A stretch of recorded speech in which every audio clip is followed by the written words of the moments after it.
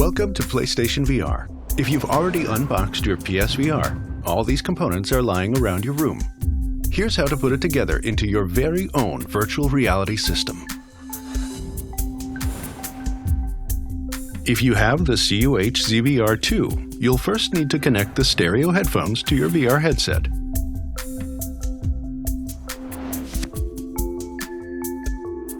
When you're not using your headphones, use the earpiece holders on your VR headset to store them out of the way. If you have the CUH ZVR1, the stereo headphones plug into the jack on the inline remote. Your own studio quality, noise cancelling, bass dropping headphones are fine too. No offense taken. You should already have a PlayStation camera connected to your PS4. And hopefully a PS4 connected to your TV. First step, disconnect the HDMI cable from the back of your PS4 and plug it into the back of the processor unit, leaving the other end plugged into the TV.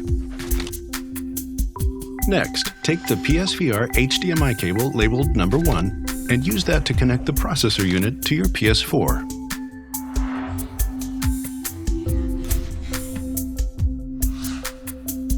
You'll also need to connect them with the USB cable labeled number 2 by plugging one end into the PS4 or PS4 Pro and the other end into the back of the processor unit. Now, let's get powered up. Connect the AC power cord to the AC adapter labeled number 3. Plug the other end of the AC adapter into the back of the processor unit and the free end of the AC power cord into your favorite wall outlet. Now, you will connect the VR headset to the front of the processor unit. Line up the symbols on the plugs with the symbols over the ports and plug them in.